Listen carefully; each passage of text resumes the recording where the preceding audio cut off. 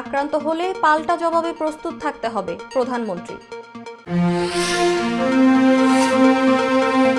খালেদা জিয়া গুরুতর অসুস্থ, যে কোনো সময় জীবনহানি হতে পারে।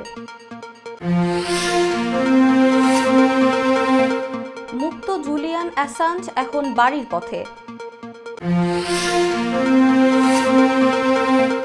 রাশিয়ার সঙ্গে আলোচনায় না বসলে ইউক্রেনকে অস্ত্র দেবে না ট্রাম্প। কেনিয়ায় পার্লামেন্ট ভবনে ঢুকে বিক্ষোভ, পুলিশের গুলিতে নিহত 13। আর্জেন্টিনার খেলা দেখতে মাঠে মেহজাব বিন ফারিদ। এবং মেসিকে নিয়ে আর্জেন্টাইন শিবিরে দুঃসংবাদ। আসসালামু আলাইকুম, সবাইকে স্বাগত জানাচ্ছি মিলেনিয়াম টিভি ইউএসএ এর প্রতিদিনের বাংলা সংবাদে। আপনাদের সাথে রয়েছি আমি তানজিলা তমা। দেখছিলেন সংবাদ শিরোনাম, এবারে বিস্তারিত। প্রথমে বাংলাদেশ প্রসঙ্গ।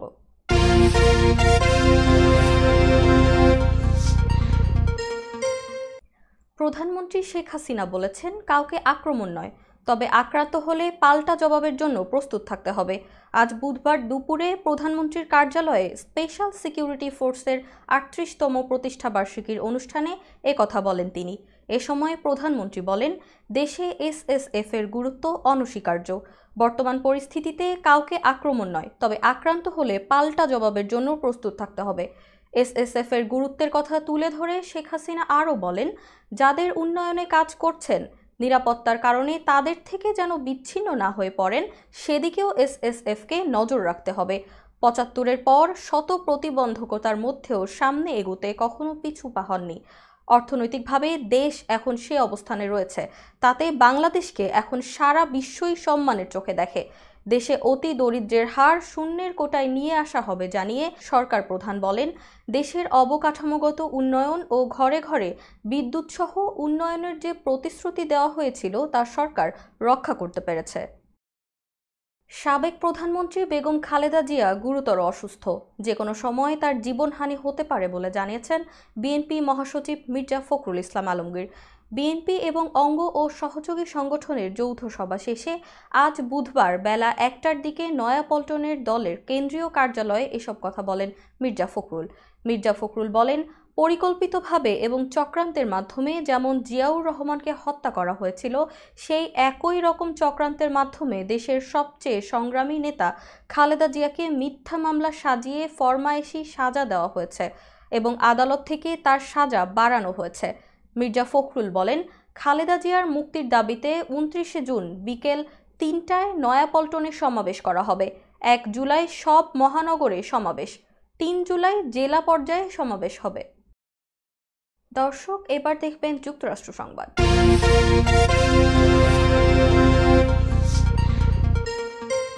মার্কিন আদালতে উপস্থিত হয়ে দোষ স্বীকারের পর শুনানি শেষে জুলিয়ান অ্যাসাঞ্জকে মুক্ত ঘোষণা করা হয়েছে। এখন তিনি নিজ দেশ অস্ট্রেলিয়ার উদ্দেশ্যে রওনা দিয়েছেন। বার্তা সংস্থা রয়টার্স এক প্রতিবেদনে এ তথ্য জানিয়েছে। আজ বুধবার যুক্তরাষ্ট্রের নর্দার্ন মারিয়ানা আইল্যান্ডসের একটি আদালতে হাজির হয়ে মার্কিন প্রতিরক্ষা সংক্রান্ত তথ্য ফাঁসের ষড়যন্ত্রের সঙ্গে জড়িত থাকার কথা আনুষ্ঠানিকভাবে স্বীকার করেন উইকিলিক্সের প্রতিষ্ঠাতা জুলিয়ান অ্যাসাঞ্জ। এরপর শুনানি শেষে অ্যাসাঞ্জকে মুক্ত ঘোষণা করেন আদালত। এর মধ্য দিয়ে অ্যাসাঞ্জের ১৪ বছরের আইনি লড়াইয়ের অবসান হলো। অস্ট্রেলিয়ার নাগরিক জুলিয়ান অ্যাসাঞ্জ ২০০৬ সালে উইকিলিক্স প্রতিষ্ঠা করেন। ২০১০ সালে উইকিলিক্স থেকে মার্কিন সামরিক বাহিনীর বহু গোপন নথি প্রকাশ করে দেন তিনি। এতে ইরাক ও আফগানিস্তান যুদ্ধ নিয়ে যুক্তরাষ্ট্রের লাখ লাখ গোপন সামরিক কূটনৈতিক নথি প্রকাশ্য হয়ে পড়ে। এরপর সারা বিশ্বে শোরগোল পড়ে যায় এবং যুক্তরাষ্ট্রের রোষানলে পড়েন অ্যাসাঞ্জ। তার বিরুদ্ধে ১৮টি মামলার তদন্ত শুরু করে মার্কিন বিচার বিভাগ। তখন লন্ডনে গিয়ে আত্মসমর্পণ করেন তিনি। জামিনে মুক্তি পাওয়ার পর ২ বছর আত্মগোপনে ছিলেন তিনি। এরপর তিনি ২০১২ সালে ইকুয়েডরের কাছে রাজনৈতিক আশ্রয় লাভ করেন। সাবেক মার্কিন প্রেসিডেন্ট ডোনাল্ড ট্রাম্প দ্বিতীয়বারের মতো ক্ষমতায় এলে যুক্তরাষ্ট্রে মূল্যস্ফীতি আরও বাড়তে পারে বলে আশঙ্কা প্রকাশ করেছেন ১৬ জন নোবেলজয়ী অর্থনীতিবিদ। গতকাল মঙ্গলবার এক যৌথ বিবৃতিতে তারা এই আশঙ্কা প্রকাশ করেছেন। বার্তা সংস্থা রয়টার্স জানিয়েছে, বিবৃতিতে স্বাক্ষরকারী অর্থনীতিবিদদের মধ্যে খ্যাতিমান অর্থনীতিবিদ জোসেফ স্টিগলিটস ও স্যার অ্যাঙ্গাস ডিটনও রয়েছেন। স্টিগলিটস 2001 সালে এবং ডিটনও 2015 সালে অর্থনীতিতে নোবেল পুরস্কার পেয়েছেন। অর্থনীতিবিদেরা তাদের বিবৃতিতে বলেছেন, রিপাবলিকান প্রার্থী ট্রাম্প দ্বিতীয়বারের মতো ক্ষমতায় এলে আমেরিকার অর্থনীতি আরও সংকটে পড়বে। তার অর্থনৈতিক এজেন্ডার চেয়ে বাইডেনের এজেন্ডা বেশি উন্নত। অর্থনীতিবিদদের মতে, ট্রাম্পের অর্থনৈতিক পরিকল্পনা মূল্যস্ফীতিকে আরও বাড়িয়ে দিতে পারে, কারণ ট্রাম্প চীনা পণ্যের উপর শুল্ক আরোপ করার অঙ্গীকার করেছেন, যা আমেরিকায় অনেক পণ্যের দাম বাড়িয়ে দেবে। ইউক্রেন যুদ্ধ বন্ধে সাবেক মার্কিন প্রেসিডেন্ট ডোনাল্ড ট্রাম্পের কাছে পরিকল্পনা পেশ করেছেন তার দুজন গুরুত্বপূর্ণ উপদেষ্টা। ওই পরিকল্পনায় বলা হয়েছে, ট্রাম্প আবারও প্রেসিডেন্ট নির্বাচিত হলে ইউক্রেনকে শান্তি আলোচনার জন্য রাশিয়ার সঙ্গে বসতে বলা হবে। ইউক্রেন এতে রাজি না হলে যুক্তরাষ্ট্র অস্ত্র দেওয়া বন্ধ করে দেবে। বার্তা সংস্থা রয়টার্সের এক বিশেষ প্রতিবেদনে এ তথ্য জানানো হয়। ওই পরিকল্পনায় আরও বলা হয়, মস্কো যদি শান্তি আলোচনায় বসতে রাজি না হয় তাহলে যুক্তরাষ্ট্র ইউক্রেনকে সহায়তা দেওয়া বাড়িয়ে দেবে। এই পরিকল্পনাগুলো প্রণয়ন করেছেন সাবেক মার্কিন সেনা কর্মকর্তা লেফটেন্যান্ট জেনারেল কিথ কেলক এবং ফ্রেড ফ্লিটজ। তারা দুজনেই ট্রাম্পের শাসনামলে ট্রাম্পের নিরাপত্তা কাউন্সিলের প্রধান হিসেবে দায়িত্ব পালন করেন। ফ্লিটজ জানিয়েছেন, তারা ট্রাম্পের কাছে তাদের কৌশল উপস্থাপন করেছেন এবং রিপাবলিকান প্রেসিডেন্ট প্রার্থী এর পক্ষে সাড়াও দিয়েছেন। দর্শক, মিলেনিয়াম টিভি ইউএসএ এর প্রতিদিনের বাংলা সংবাদের এ পর্যায়ে ছোট্ট একটি বিরতি, সঙ্গেই থাকুন।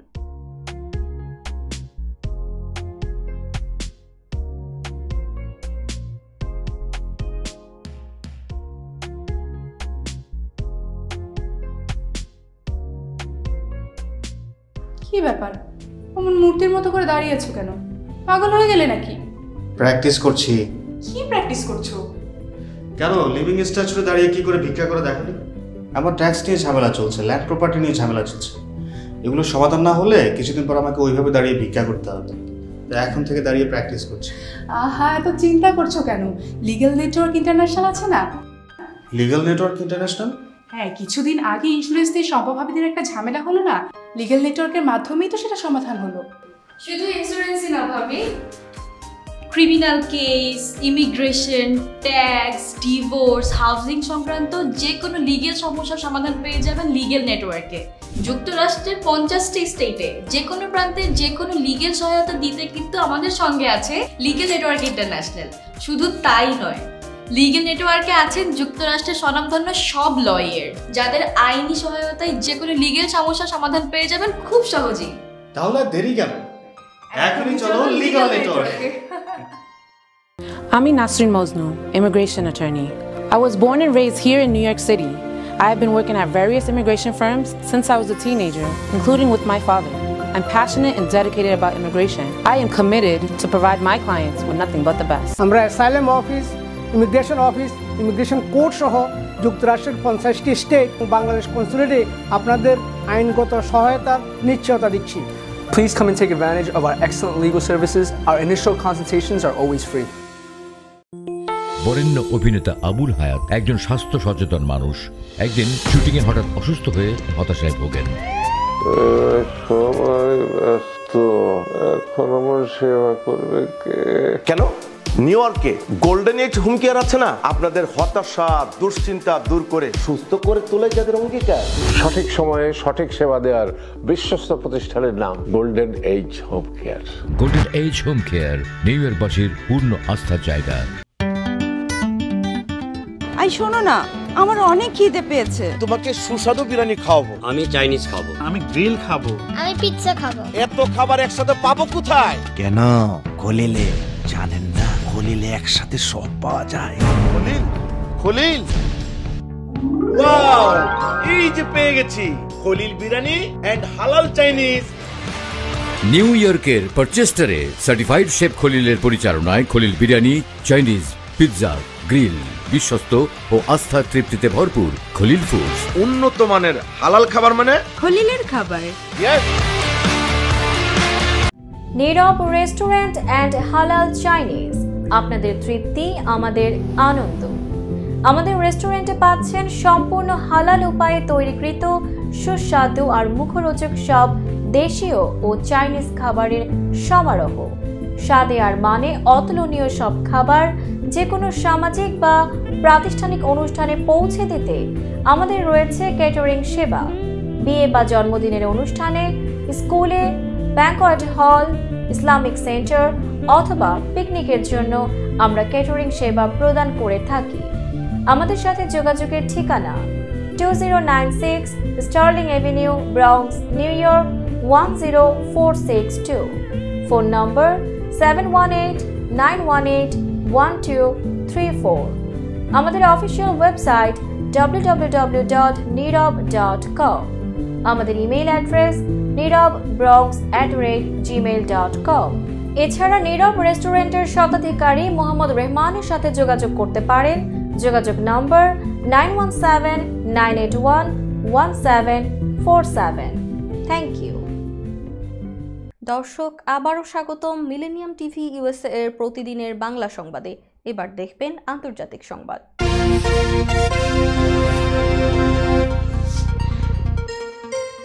কেনিয়ায় কর বৃদ্ধি সংক্রান্ত আইন পাশের বিরোধিতায় বিক্ষোভে উত্তাল রাজধানী নাইরোবি সহ বিভিন্ন এলাকা। গত কয়েকদিন ধরেই দেশটিতে বিক্ষোভ চলছে, তবে গতকাল মঙ্গলবার উত্তপ্ত হয়ে ওঠে পরিস্থিতি। বিক্ষোভকারীদের নিয়ন্ত্রণে গুলি ছোড়ে পুলিশ। এরই মধ্যে পুলিশের গুলিতে অন্তত 13 জন নিহত হয়েছেন, আহত হয়েছেন অনেকে। বার্তা সংস্থা রয়টার্সের প্রতিবেদনে জানা গেছে, মঙ্গলবার বিক্ষোভে অংশ নেওয়া হাজারো মানুষ পুলিশকে লক্ষ্য করে পাথর নিক্ষেপের পাশাপাশি ব্যারিকেড ভেঙে পার্লামেন্ট ভবনে ঢোকার চেষ্টা করেন। পার্লামেন্টে অধিবেশন চলাকালীন ভবনে হামলার চেষ্টা করেন তারা। জোর করে পার্লামেন্টের ভেতর ঢুকে পড়েন অনেকে। পুলিশের অভিযোগ, পার্লামেন্টের ভেতরে ভাঙচুর চালায় বিক্ষোভকারীরা। পরিস্থিতি নিয়ন্ত্রণে গুলি ছোড়া হয়। পরে বিক্ষোভকারীদের পার্লামেন্ট থেকে সরিয়ে দিতে সমর্থ হয় পুলিশ। নাইরোবির পাশাপাশি কেনিয়ার বিভিন্ন এলাকায় নতুন আইনের বিরুদ্ধে বিক্ষোভ হচ্ছে, কারণ এই আইনের মাধ্যমে কর বাড়ানো হয়েছে। আইন পাশের আগে গত সপ্তাহে কর বৃদ্ধি সংক্রান্ত প্রস্তাবটির কিছু বিষয়ে সংশোধন করা হয়, তবে সংশোধন নয়, কেনিয়ার সাধারণ জনগণ আইনটি পুরোপুরি বাতিল চায়। পাকিস্তানে দিনে দুপুরে বাড়িতে ঢুকে গুলি চালিয়েছে দুর্বৃত্তরা। এতে 4 শিশুসহ একই পরিবারের 9 জন নিহত। পাকিস্তানে 9 জনকে গুলি করে হত্যা করা হয়েছে। এ ঘটনায় আহত হয়েছেন আরও বেশ কয়েকজন। আহতদের স্থানীয় হাসপাতালে চিকিৎসা দেওয়া হচ্ছে। পাকিস্তানি সংবাদ মাধ্যম জিও নিউজ জানিয়েছেন, মঙ্গলবার পেশোয়ারের বাদাবের গ্রামে একটি বাড়িতে সশস্ত্র লোকদের হাতে একই পরিবারের অন্তত 9 জন সদস্য নির্মমভাবে নিহত হয়েছেন। ভয়ঙ্কর এই ঘটনায় দেশ জুড়ে শোকের ছায়া নেমে এসেছে। জিও নিউজ বলেছে, নৃশংস এই ঘটনায় বাদাবের থানার পাশে প্রতিপক্ষের বাড়িতে ঢুকে অস্ত্রধারীরা নির্বিচারে গুলি চালায়। এতে 4 নারী ও 4 শিশুসহ 9 জন নিহত হয় এবং অন্য আরও কয়েকজন আহত হয়। পুলিশের কর্মকর্তারা তাদের প্রাথমিক বিবৃতিতে বলেছেন, 2 পরিবারের মধ্যে আর্থিক ও সম্পত্তির বিরোধের জেরে এ ঘটনা ঘটেছে। তবে senior superintendent police operations Kashif Zulfiqar এই বিবৃতিটির বিরোধিতা করে বলেছেন, উভয় পক্ষের মধ্যে আপাতদৃষ্টিতে কোনো আর্থিক বিরোধ ছিল না। তিনি বলেন, সশস্ত্র হামলার পেছনে আসল উদ্দেশ্য খুঁজে বের করতে তদন্ত শুরু করা হয়েছে। দোষীদের ধরতে 2টি টিম গঠন করা হয়েছে। উদ্ধারকারী দল ময়না তদন্তের জন্য নিহতদের মরদেহগুলো হাসপাতালে নেওয়া হয়েছে। দর্শক, এবার দেখবেন প্রতিনিধি সংবাদ।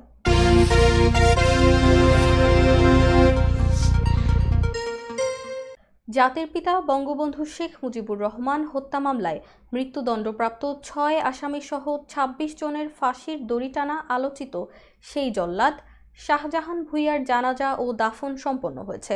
আমাদের প্রতিনিধি আল আমিন মুন্সি জানান, মঙ্গলবার বাদ আসর তার নিজ গ্রামে নরসিংদীর পলাশের সাধুর বাজার ফুটবল খেলার মাঠে জানাজার পর ইছাখালী গ্রামে তার পারিবারিক কবরস্থানে তাকে দাফন করা হয়েছে। এর আগে সোমবার সকাল 5:30টায় রাজধানীর সোহরাওয়ার্দী হাসপাতালে তার মৃত্যু হয়। জল্লাদ শাহজাহানের বোন ফিরোজা জানান, হাসপাতাল কর্তৃপক্ষ ও পুলিশের কারণে গতকাল লাশ আনা সম্ভব হয়নি। ময়নাতদন্ত শেষে দুপুর 2:30টায় লাশ বাড়িতে নিয়ে আসি। নিহতের স্বজনরা জানান, সাভারের হেমায়েতপুরের একটি ভাড়া বাসায় থাকতেন জল্লাদ শাহজাহান। সেখানে আজ ভোর 3:30টার দিকে তার বুকে ব্যথা ওঠে। পরে বাড়ির মালিক রাজধানীর সোহরাওয়ার্দী হাসপাতালে নিয়ে আসলে সোমবার ভোর 5:30টার দিকে চিকিৎসাধীন অবস্থায় তার মৃত্যু হয়। উল্লেখ্য, আলোচিত জল্লাদ শাহজাহান দীর্ঘ 32 বছর 6 মাস 2 দিন কারাভোগের পর গত বছরের 18 জুন বেলা 11:47 ঢাকা কেন্দ্রীয় কারাগার থেকে মুক্তি পান তিনি। জল্লাদ শাহজাহানের পুরো নাম শাহজাহান ভূঁইয়া। তিনি নরসিংদী জেলার পলাশ উপজেলার গজারিয়া ইউনিয়নের ইছাখালী গ্রামের মৃত হাসেন আলীর ছেলে। 74 বছর বয়সী শাহজাহান কারাভোগ শেষে মুক্তি পাওয়ার পর এক তরুণীকে বিয়ে করেছিলেন, কিন্তু কয়েক মাস সংসার করার পর তাদের বিচ্ছেদ হয়ে যায়। শাহজাহান ভূঁইয়া 1991 সালে গ্রেফতার হন। তাকে মানিকগঞ্জ জেলা কারাগারে রাখা হয়।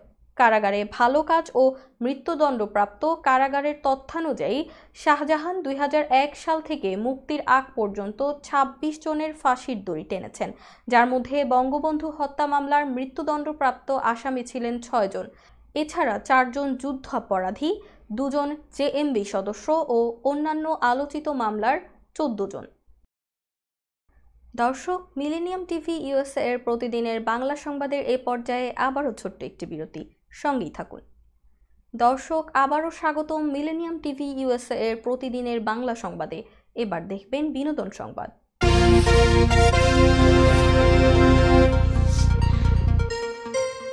কোপা আমেরিকায় মেটলাইফ স্টেডিয়ামে বসে আর্জেন্টিনার ম্যাচ উপভোগ করছেন জনপ্রিয় 2 অভিনেত্রী মেহজাবিন চৌধুরী ও তাসনিয়া ফারিন।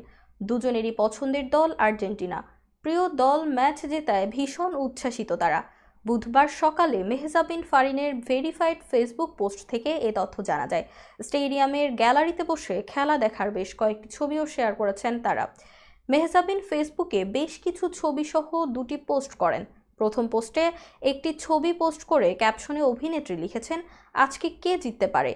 আরেকটি পোস্টে কোপা আমেরিকা 2024 ফটো ডাম্প নামে আরও কিছু ছবি পোস্ট করেন তিনি।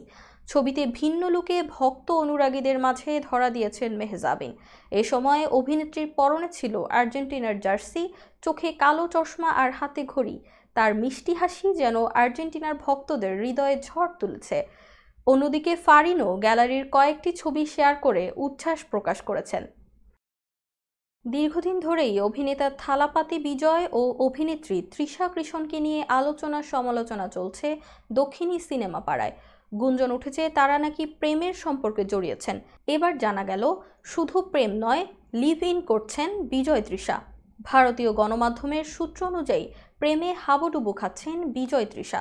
এমনকি এক ছাদের নিচেও নাকি বসবাস করছেন তারা। এমন একটি ছবি ভাইরাল হয়েছে নেট দুনিয়ায়।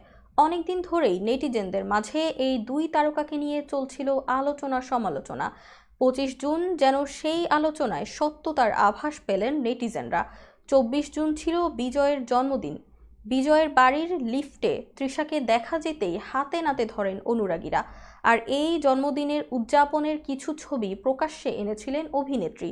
মূলত সেখানেই ফাঁস হয়ে যায় প্রেম ছাড়িয়ে আরও গভীরে বাসা বেঁধেছে তাদের সম্পর্ক। গেল 1 বছরে পর্দার বাইরেও তাদের আবিষ্কার করেছেন পাপারাজ্জিরা। কখনো বিমানবন্দরে, কখনো বা বিজয়ের বাড়িতে একসঙ্গে দেখা গেছে তাদের। আবার কখনো একই অনুষ্ঠানে হাজির হয়েছেন তারা। কিন্তু তাদের গোপন প্রেমের আঁচ আগেই পেয়েছেন নেটিজেনরা। তাদের দাবি দুজনের মধ্যে শুধু প্রেম নয়, অন্য কিছু। 2005 সালে গিলি সিনেমায় প্রথম জুটি বেঁধে অভিনয় করেছিলেন বিজয় তৃষা। সেই ছবি ব্লকবাস্টার হয়।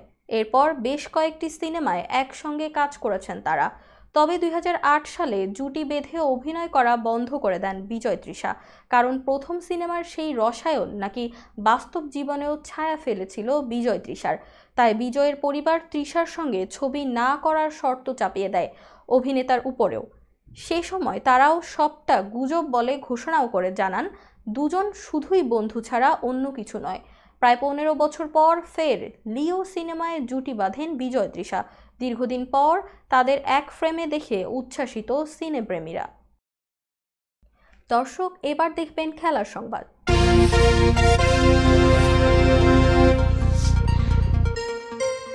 কানাডাকে হারিয়ে কোপা আমেরিকায় শুভ সূচনা করেছিল আর্জেন্টিনা। দ্বিতীয় ম্যাচে চিলির বিপক্ষে 1-0 গোলের কষ্টার্জিত জয়ে কোয়ার্টার ফাইনাল নিশ্চিত করেছে মেসির দল। তবে এই ম্যাচে মেসি নিয়ে চিন্তার ভাঁজ আর্জেন্টাইন শিবিরে। বুধবার যুক্তরাষ্ট্রের মেটলাইফ স্টেডিয়ামে চিলির ফুটবলারদের পেশি শক্তির কাছে খেই হারিয়ে ফেলে আর্জেন্টিনা, যার ভুক্তভোগী হলেন লিওনেল মেসি। ম্যাচের 24 মিনিটে চিলির সুয়াজোর ট্যাকেলে উরুতে ব্যথা পান মেসি। সঙ্গে সঙ্গে আর্জেন্টিনার ফিজিওকে ডাকেন তিনি। কিছুক্ষণ তাকে সেবা শুশ্রূষা করা হয়। পরে মাঠে ফিরলেও মেসিকে শতভাগ সুস্থ মনে হয়নি। ম্যাচ শেষে মেসি বলেন, আমি তো বলতে পারবো না এখনই, আমি ব্যথা পাচ্ছিলাম, কিন্তু শেষ পর্যন্ত খেলাটা শেষ করতে পেরেছি। ম্যাচের ওই পরিস্থিতির পর থেকে আমি কিছুটা খারাপ অনুভব করছিলাম। আমার জন্য চলাচল করাটা কঠিন হয়ে যাচ্ছিল। কাল আমরা দেখব ব্যথাটা কী অবস্থায় রয়েছে। এবারের মৌসুমে অনেকটা সময় পেশির চোট ভুগিয়েছে মেসিকে, যার কারণে ইন্টার মায়ামির হয়ে খেলতে পারেননি বেশ কিছু ম্যাচ। হ্যামস্ট্রিং চোটে আর্জেন্টিনার হয়েও গত মার্চে 2টি প্রীতি ম্যাচে মাঠে নামতে পারেননি তিনি। সংবাদ শেষ করার পূর্বে শিরোনামগুলো আরও একবার। আক্রমণ নয়, আক্রান্ত হলে পাল্টা জবাবে প্রস্তুত থাকতে হবে প্রধানমন্ত্রী। খালেদা জিয়া গুরুতর অসুস্থ, যে কোনো সময় জীবনহানি হতে পারে। মুক্ত জুলিয়ান অ্যাসাঞ্জ এখন বাড়ির পথে। রাশিয়ার সঙ্গে আলোচনায় না বসলে ইউক্রেনকে অস্ত্র দেবে না ট্রাম্প। কেনিয়ায় পার্লামেন্ট ভবনে ঢুকে বিক্ষোভ, পুলিশের গুলিতে নিহত 13। আর্জেন্টিনার খেলা দেখতে মাঠে মেহজাব বিন ফারিদ। এবং মেসিকে নিয়ে আর্জেন্টাইন শিবিরে দুঃসংবাদ। এই ছিল মিলেনিয়াম টিভি ইউএসএ এর প্রতিদিনের বাংলা সংবাদে। মিলেনিয়াম সংবাদ দেখতে লগ ইন করুন আমাদের সামাজিক যোগাযোগের সাইট facebook.com/millenniumtvusa বাংলা এবং youtube.com/officialmillenniumtv। এছাড়াও সংবাদের সর্বশেষ আপডেট জানতে ভিজিট করুন আমাদের নিয়মিত ওয়েবসাইট www.millenniumtvusa.com এবং www.millenniumtv.org। প্রিয় দর্শক, মিলেনিয়াম টিভি দেখুন সকল অ্যান্ড্রয়েড ফোনে, iOS ও Apple TV, Amazon Fire TV, Roku TV এবং সকল স্মার্ট টিভিতে। এছাড়াও মিলেনিয়াম টিভি দেখতে পাবেন সমস্ত ইউরোপীয় দেশ এবং অস্ট্রেলিয়ায় স্কাই নেটওয়ার্কে, বিশ্বব্যাপী জাদু টিভি, রেডিয়েন্ট IPTV, জাগো বিডি নেটওয়ার্ক এবং বিশ্বব্যাপী হরাইজন স্যাটেলাইটে। আপনারা যেখানেই থাকুন, ভালো থাকুন, সুস্থ থাকুন, মিলেনিয়াম টিভির সাথেই থাকুন। আল্লাহ হাফেজ।